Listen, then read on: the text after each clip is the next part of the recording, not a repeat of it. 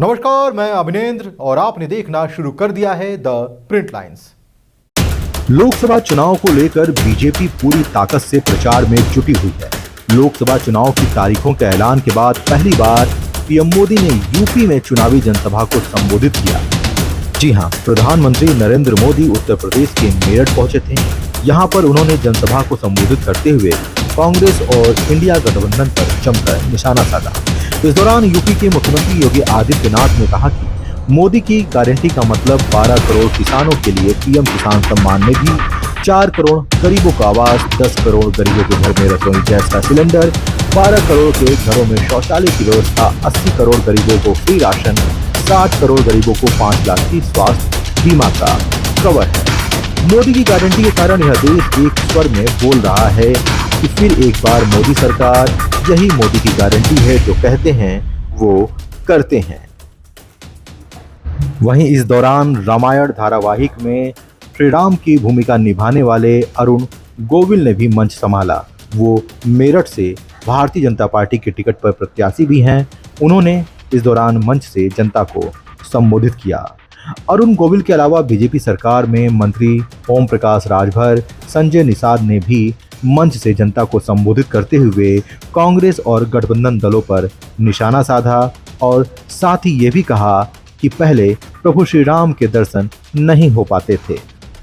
प्रधानमंत्री श्री नरेंद्र मोदी जी एक ऐसे ही व्यक्ति हैं जिन्होंने इन्हीं कुछ पलों में इतिहास बना दिया है और आगे भी और इतिहास बनने बाकी हैं। उन्होंने इतिहास बना दिया देश में, विश्व में, और ऐसे ही नहीं, अपनी विरासत को कायम रखते हुए, अपनी संस्कृति को कायम रखते हुए, और न केवल कायम रखते हुए, उसे बढ़ाते हुए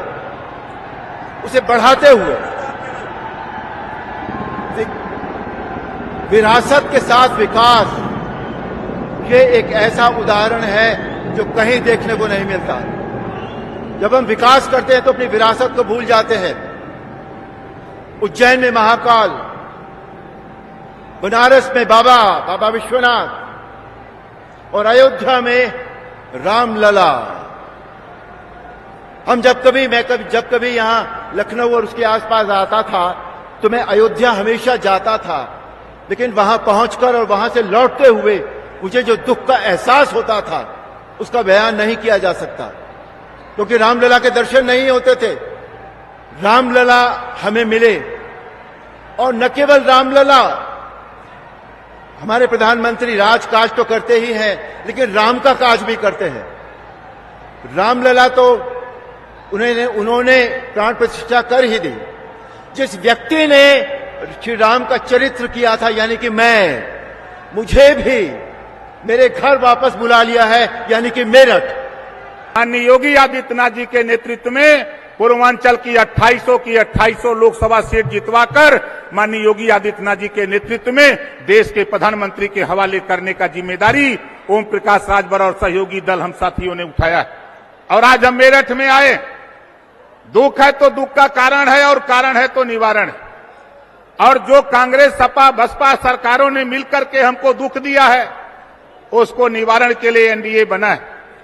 और हम सब मिलकर के इस देश के प्रधानमंत्री माननीय नरेंद्र मोदी जी को तीसरी बार जो नारा दिया गया है, 4 जून को रिजल्ट आएगा और 4 जून 400 पार, और 4 जून 400 पार का नारा, जिस दिन आप 4 जून 400 सीट का नारा साकार करने के लिए इधर आए हैं, इसी तरह का जोश और जुनून मैं आपको बता दूं, यूपी के साथी इसी तरह का जोश आपको मिलेगा, गुजरात में इसी तरह का जोश आपको मिलेगा, महाराष्ट्र में, मध्य प्रदेश, झारखंड, छत्तीसगढ़, बिहार, उत्तराखंड, दिल्ली, और आपका यूपी एक नंबर। यूपी में दुख के निवारण के लिए 80 की 80 सीट जीतकर देश के प्रधानमंत्री के हवाले करने की जिम्मेदारी जो एनडीए के साथियों ने लिया है, तो निश्चित है साथियों, जो बात गौतम बुद्ध जी ने कही है कि दुख है तो दुख का कारण है और कारण है तो निवारण, तो हमारे जो एनडीए के बना हुआ है, ये हमारे आपके दुख के निवारण के लिए बना हुआ है। इस तरीके से त्रेता में भगवान राम ने निषाद राज को गले लगाया था। जो मित्रता थी, जो सहयोग था, जो संबंध था, आज इस युग में एक निषाद राज के वंशज डॉक्टर संजय जी को देश के प्रधानमंत्री माननीय मोदी जी ने और उत्तर प्रदेश के माननीय मुख्यमंत्री योगी आदित्यनाथ जी ने एक निषाद राज के वंशज के बेटे डॉक्टर संजय को और मेरे समुदाय को गले लगाया है। पूरा मछुआ समुदाय, निषाद राज के वंशज, कश्यप समाज, उनके साथ केवट, मल्ला, बिंद, कश्यप, कहार, धीवर, रैकवार, बातम, तुरैया, बातम, माझी, मझवार, गोड़िया, जितने भी हैं, जिन्होंने कभी गंगा भगवान राम को गंगा पार किया था, वो सारे के सारे समुदाय फिर 2024 में 400 पार मोदी सरकार का नारा हम लोग